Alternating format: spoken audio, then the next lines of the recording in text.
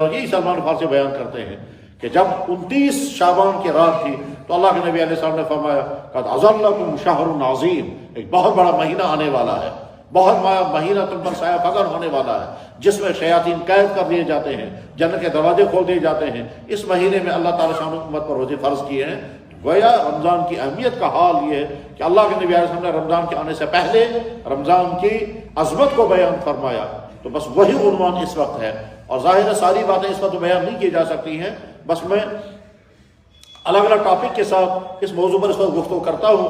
Number 1، رمضان کے مہینے کی عظمت کیا ہے۔ نمبر 2، رمضان کے مہینے میں روزوں کی فرضیت کا درجہ کیا ہے۔ نمبر 3، روزوں کا فلسفہ کیا ہے۔ نمبر 4، روزوں کے اہم مسائل کیا ہیں۔ نمبر 5، رمضان کے مہینے میں کوتاہیاں کیا کیا ہوتی ہیں۔ اور نمبر 5، اگر موقع ملا تو رمضان کے مہینے میں اہم ترین عمل عام طور پر مسلمان انجام دیتے ہیں، وہ ہے زکوٰۃ کی ادائیگی۔ تو زکوٰۃ کے اصول اور ضوابط، ان تمام موضوعات پر اس وقت کی گفتگو ہوگی۔ حضرات، رمضان کے روزے فرض ہونے سے پہلے بھی اللہ کے نبی علیہ السلام روزہ رکھا کرتے تھے۔ مکہ والے بھی روزہ رکھتے تھے، مدینے والے بھی روزہ رکھتے تھے۔ مکہ والے مشرکین مکہ تھے، حضرت ابراہیم اور حضرت اسماعیل علیہ السلام، حضرت ابراہیم اور حضرت اسماعیل علیہ السلام کے دین پر وہ دعوے دار تھے کہ ہم ان پر عمل کرتے ہیں، اگرچہ اس دین کے اندر انہوں نے تحریفات کر دی تھی اور اس دین کی بہت تھوڑی سی واقع باقی بچی ہوئی تھی، باقی تمام انہوں نے خرد برد کر کے بگاڑ دی تھی، مگر دعویٰ ان کا یہی تھا کہ ہم ابراہیم اور اسماعیل کے دین پر ہیں۔ بت پرستی کرتے تھے مگر کہتے تھے ہم ابراہیم کے دین پر ہیں۔ کھانے کعبہ میں بت ڈال دیے، پہنچا دیے تھے، مگر کہتے تھے ہم دین ابراہیمی پر ہیں۔ نام لیتے تھے ابراہیم اور اسماعیل کا اور کام کرتے تھے وہ جو ان کے دین میں نہیں تھے، مگر روزہ بچا ہوا تھا، روزہ مکے والے رکھتے تھے۔ حضرت عائشہ صدیقہ رضی اللہ تعالیٰ بیان کرتی ہیں کہ مکہ والے بھی روزہ رکھتے تھے، یہ بخاری میں حدیث ہے۔ مدینے والے بھی روزہ رکھتے تھے۔ مدینہ طیبہ میں 3 قومیں آباد تھی، ایک تو وہ لوگ جو آگے چل کر مسلمان ہوئے، ان کو انصار کہتے ہیں، وہ بھی روزہ رکھتے تھے، اور یہودی تھے وہاں، اور یہودی بھی روزہ رکھتے تھے۔ تو کیا روزہ کی تاریخ اسلام میں پہلے سے چلی آ رہی تھی۔ رمضان کا روزہ بھی فرض نہیں ہوا تھا تو اس وقت اللہ کے نبی علیہ السلام ایک ہر مہینے کے 3 دن کے روزہ رکھا کرتے تھے، یعنی 13، 14 اور 15، ان کو ایام 20 کہتے ہیں۔ اور پھر محرم کے 10 دنوں کے روزہ رکھتے تھے، ان کو کہتے ہیں عاشور کے روزے۔ پھر اللہ تعالیٰ شانوں نے مدینہ طیبہ جب حضور نبی علیہ السلام تشریف لائے تو دوسرا سال تھا، تو رمضان کے روزے فرض ہو گئے۔ آیت نازل ہو گئی، یا ایھا الذین آمنوا کتب علیکم الصیام کما کتب علی الذین من قبلکم، اے ایمان والو تم پر روزے فرض کر دیے گئے، اور صرف تم پر نہیں، تم سے پہلے لوگوں پر روزے فرض کر دیے گئے۔ مگر اس وقت روزوں کے فرضیت میں ایک آسانی بھی دی گئی تھی کہ اگر تم روزہ نہیں رکھو گے، روزوں کے بدلے میں اگر پیسہ ادا کرو گے تو اس کی بھی گنجائش ہے۔ اس کے بعد پھر کچھ عرصے کے بعد یہ کنسیشن ختم کر دی گئی اور اعلان کر دیا گیا کہ نہیں، اب جو رمضان جس نے پایا اس پر روزہ فرض ہو گیا، اب کوئی کنسیشن نہیں ہے۔ اب تم روزہ چھوڑ کر کے اگر فدیہ دینا چاہو تو نہیں، روزہ رکھنا ہی رکھنا پڑے گا۔ وَأَن تَصُومُوا خَيْرٌ لَكُمْ فَلْيَصُمْ، اور جس نے فَمَن شَهِدَ مِنكُمُ الشَّهْرَ فَلْيَصُمْ، جسے رمضان کا روزہ پایا اس کو روزہ رکھنا ہی رکھنا پڑے گا۔ قرآن کریم سے روزے کی فرضیت ثابت ہو گئی۔ جناب رسول اللہ صلی اللہ علیہ وسلم مدینہ طیبہ میں تشریف فرما ہے۔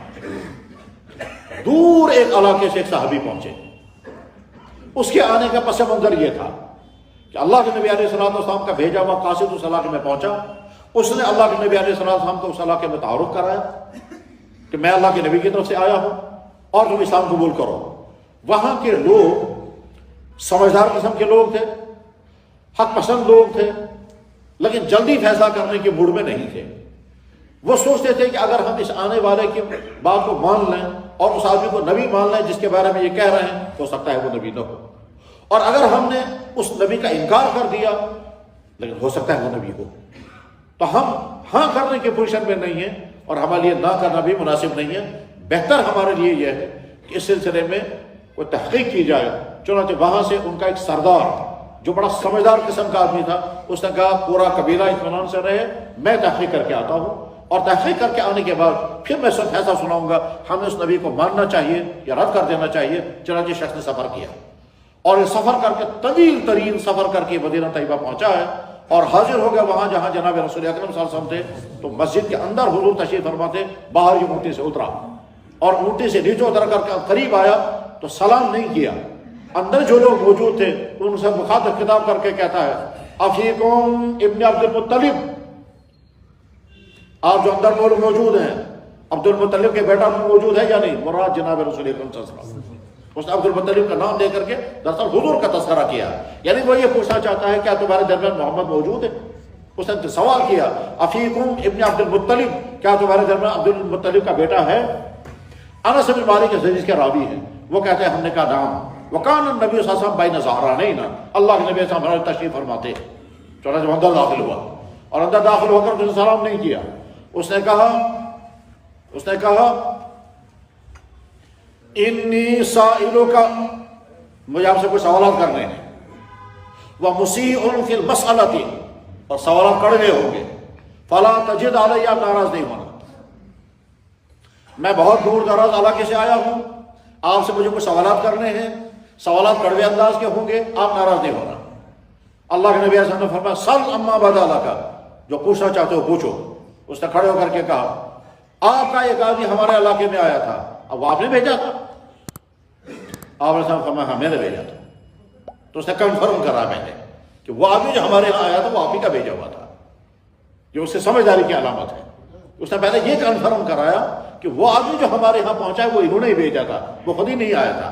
اس کے بعد اس نے کہا پوچھا کہ وہ جو ہمارے پاس آدمی آیا تھا اس نے آپ کے بارے میں کہا کہ آپ کا دعویٰ ہے کہ آپ خدا کے اللہ کے نبی ہیں، اس نے ہم سے یہ بات صحیح کہی ہے؟ اللہ کے نبی صلی اللہ علیہ وسلم ہاں، اسے صحیح کہا. اس نے کہا تو آپ اللہ کے نبی ہیں؟ تو اللہ کے نبی صلی اللہ علیہ وسلم ہاں میں اللہ کا نبی ہوں. اس شخص نے کہا مجھے یہ بتائیے آسمان کس نے بنایا، یہ زمین کس نے بنائی، اور یہ پہاڑ کس نے کھڑے کیے؟ الفاظ اس کے یہ تھے من خلق هذا السماء ومن خلق هذه الارض ومن نصب فيها الجبال وجعل فيها منافع. یہ الفاظ اس نے بولے. آسمان کس نے بنایا، زمین کس نے بنائی، پہاڑ کس نے کھڑے کیے، اور پہاڑوں میں طرح طرح کے نفع بخش چیزیں کس نے رکھی ہیں؟ اللہ کے نبی صلی اللہ علیہ وسلم فرمایا اللہ. اس نے کہا جس اللہ نے یہ پہاڑ بنائے، زمین بنائی، آسمان بنایا، اسی اللہ نے آپ کو نبی بنایا ہے. تو حضور فرمایا ہاں اسی اللہ نے مجھے بنایا. اس نے کہا تصدیق ہے. اس کے بعد کہا ہمارے پاس جو آپ کا آدمی آیا تو اس نے ہم سے یہ کہا کہ ہمارے ذمہ 5 وقت کی نمازیں فرض ہیں. اس نے ٹھیک کہا؟ اللہ کے نبی صلی اللہ علیہ وسلم نے فرمایا ہاں اس نے ٹھیک کہا. اس نے کہا اللہ ہمارا کا بہذا، یہ اللہ کی طرف سے یا آپ کی طرف سے ہیں؟ اللہ کے نبی صلی اللہ علیہ وسلم نے فرمایا یہ اللہ کی طرف سے. ہاں ٹھیک ہے تسلیم. اس نے کہا ہمارے پاس جو آپ کا آدمی آیا تو اس نے ہم سے کہا کہ مہینے سال بھر میں 1 مہینے کے ہم کو روزے رکھنے ہیں. اس شخص نے ٹھیک کہا؟ اللہ کے نبی صلی اللہ علیہ وسلم نے فرمایا ہاں اس نے ٹھیک کہا. پھر اس نے پوچھا اللہ ہمارا کا بہذا، یہ آپ اپنی طرف سے ہمیں حکم دے رہے ہیں یا اللہ کی طرف سے ہے؟ اللہ کے نبی صلی اللہ علیہ وسلم نے فرمایا یہ اللہ کی طرف سے. فرمایا پھر تسلیم ہے. اس نے کہا کہ اس شخص نے ہم سے یہ کہا کہ ہم کو اپنی مالوں کی زکات دینی ہے. اس شخص نے ٹھیک کہا؟ اللہ کے نبی نے فرمایا ہاں اس نے صحیح کہا. اس نے پھر فوراً سوال کیا اس کا مطلب یہ ہوا کہ آپ کو اللہ نے کہا تو اللہ ہی نے حکم دیا یا آپ اپنی طرف سے دے رہے ہیں؟ تو جناب رسول اللہ صلی اللہ علیہ وسلم نے فرمایا یہ بھی اللہ کی طرف سے. اس نے کہا بات تسلیم ہے. حج کے بارے میں اس سے سوال کیا یا نہیں کیا؟ بعض احادیث سے پتہ چلتا ہے سوال کیا، بعض احادیث سے پتہ چلتا ہے سوال نہیں کیا. جن احادیث سے پتہ چلتا ہے سوال کیا ہے اس کے معنی اس تک حج کا تذکرہ بھی ہوا تھا، اور جن احادیث سے پتہ چلتا ہے کہ حج کا سوال اس نے نہیں کیا اس کے معنی یہ ہے کہ ابھی حج کا حکم نہیں آیا تھا اس لیے وہاں حج کا تذکرہ بھی نہیں ہوا. بہرحال یہ سارے سوالات اس نے حل کرا لیے، تصدیق کروا لی، کنفرم کرا لیا. اس کے بعد کہا میں فلاں قبیل سے آیا ہوں، میرا نام زمام ابن ثعلبہ ہے، میں آپ کو گواہ بنا کر کے کہتا ہوں مجھے یہی چیزیں آپ سے معلوم کرنی تھی، میں نہ کمی کروں گا نہ زیادتی کروں گا. السلام علیکم یہ کہہ کر کے روانہ ہو گیا. تو جناب رسول اللہ صلی اللہ علیہ وسلم نے فرمایا اگر تم جنت ہی دیکھنا چاہتے ہو تو اس کو دیکھو. اور ایک حدیث میں قد افلح ان صدق، اگر یہ اس وعدے پر سچا رہا تو کامیاب ہو گیا. اس حدیث میں کیا ہے؟ نماز فرض، روزے فرض اور زکوٰۃ کی فرضیت. اس سلسلے میں سب سے مشہور حدیث جو حدیث کی تمام کتابوں میں ہے اور بخاری کے نمبر 1 پر حدیث ہے کتاب الایمان میں. کتاب الایمان کی پہلی والی حدیث یہی ہے. حضرت عبداللہ بن عمر رضی اللہ عنہ کہتے ہیں بنیاد اسلام علی 5، اسلام کی بنیاد 5 چیزوں پر ہے: شہادت اللہ الہ الا اللہ، و اقام الصلاۃ، و ایتاء الزکاۃ، والحج، و صوم رمضان. صوم رمضان اس حدیث میں مؤخر کر دیا گیا، حج کا تذکرہ پہلے ہے. تو گویا رمضان کے روزے مسلمان پر فرض ہیں، اور یہ جب بھی کوئی آدمی اسلام قبول کرے گا، جب بھی کوئی آدمی اسلام قبول کرے گا، اسلام قبول کرنے کے بعد جیسے نماز فرض ہو جاتی اسی طرح سے روزہ بھی فرض ہو جاتا ہے. یہ تو ہے روزے کی فرضیت کی بنیاد. روزے کی فرضیت کا عالم یہ ہے کہ ہر بالغ مسلمان پر یہ فرض ہے، یہ کسی بھی صورت میں معاف نہیں ہے. البتہ عورتوں کو 3 حالتوں میں روزے مؤخر کرنے کی اجازت ہے. نمبر 1 اگر عورت مینسز کی حالت میں ہو تو مؤخر کرنا ہوگا. نمبر 2 اگر عورت پریگننسی کی حالت میں ہو تو روزہ مؤخر کرنے کی اجازت ہے. نمبر 3 اگر عورت بچے کو دودھ پلا رہی ہو تو روزہ مؤخر کرنے کی اجازت ہے. بس عورتوں کو تو یہ 3 کنسیشنیں ہیں. مردوں کو صرف ایک صورت میں کنسیشن ہے، وہ یہ ہے کہ اگر کوئی انسان بیمار ہے روزہ رکھ نہیں پائے گا تو مؤخر کرے گا، سفر میں ہے روزہ نہیں رکھ پائے گا تو مؤخر کرے گا، اور اگر بڑھاپے کی اس عمر کو پہنچ چکا ہے کہ اب اس کی ہمت ہی نہیں ہے روزہ رکھنے کی اور آئندہ بھی امید نہیں ہے کہ وہ صحت مند ہو کر کے روزہ رکھنے کے قابل ہوگا، اس آدمی کو روزہ چھوڑ دینے کی اجازت ہے اور کفارہ دینے کی اجازت ہے. بڑھاپے کی اس عمر کو جب کوئی انسان پہنچ جائے کہ اب آئندہ امید نہیں ہے کہ یہ آدمی صحت یاب ہو کر روزہ رکھنے کے قابل ہوگا، اس آدمی کو فدیہ دینے کی اجازت ہے، روزہ اس کو معاف ہو جاتا ہے اور ایک روزے کے بدلے میں ایک صدقہ فطر. لیکن سفر کی بنیاد پر یا اسی طرح سے بیماری کی وجہ سے فدیہ دینے کی اجازت نہیں ہے. ہاں اب بیماری کی وجہ سے روزہ چھوڑ دے گا صحت یاب ہونے تک، سفر کی وجہ سے روزہ چھوڑ دے گا مقیم ہونے تک، اور جب مقیم ہو جائے گا اور صحت یاب ہو جائے گا بعد میں روزہ رکھ سکے گا. کچھ بیماریوں کے متعلق سوال پیدا ہوتا ہے کہ جو آدمی مستقل اس بیماری کا شکار ہے، مثلا کسی انسان کو مستقل انسولین لینا پڑتا ہو، یا کوئی انسان جو ہے وہ مستقل ڈائبٹیز ہو، یا کوئی انسان مستقل کسی ایسی بیماری کا شکار ہو کہ وہ روزہ رکھنے کی اسے امید نہیں ہے حالانکہ ابھی عمر کم ہے، تو اس آدمی کو اپنے سارے حالات کسی مفتی کے سامنے رکھنے ہوتے ہیں. پھر اسے پوچھنا ہوتا ہے کہ مجھے روزہ رکھنے کا انتظار کرنا ہے یا فدیہ دینا ہے. اس کے انڈیویجول حالات دیکھ کر کے اس کو جواب دیا جائے گا. روزے کی فرضیت اس درجے کی ہے کہ اللہ کے نبی علیہ السلام نے ارشاد فرمایا کہ اگر کسی انسان نے جان بوجھ کر رمضان کا ایک روزہ چھوڑ دیا تو اگر زمانے طویل تک بھی روزہ رکھے گا تو اس ایک روزے کے برابر اس کے زمانے طویل کے روزے نہیں ہو سکیں گے. روزہ انسان کے ایمان کی بہترین علامت ہے. کیوں؟ اس لیے کہ دنیا میں ہر کام انسانوں کو دکھلانے کے لیے کیا جا سکتا ہے، لیکن روزہ ایک ایسی عبادت ہے جو جو دوسروں کو دکھانے کے لیے نہیں کی جا سکتی. روزہ جب بھی انسان رکھتا ہے اللہ کے ڈر ہی کی وجہ سے رکھے گا. کیوں؟ اگر دوسرے انسانوں کو دھوکہ دینا ہوگا تو روزہ نہ رکھ کر بھی دوسروں کو کہہ سکتا ہے میں روزہ ہوں. وہ آگے باقی تمام لوگوں سے کہتا رہے گا میرا روزہ ہوتا رہے بھی جا کر کے چل. لیکن جب بھی انسان روزہ رکھتا ہے یہ علامت ہوتے ہے اس کے اندر روزے اللہ کا ڈر ہے. اسی لیے اللہ کے نبی علیہ السلام فرمایا الصوم لی وانا اجزی بہ، روزہ میرے لیے ہے اور میں ہی اس روزے کا بدلہ بھی عطا کرتا ہوں. روزہ اللہ نے فرض کیوں کیا ہے؟ جواب بے شمار جسمانی فائدے، بے شمار روحانی اخلاقی فائدے، اور ان تمام فائدوں کو اللہ تعالیٰ ایک لفظ میں بیان فرماتے ہیں لعلکم تتقون، تاکہ تم متقی بنو. روزے کی فوائد کتنے زیادہ ہیں.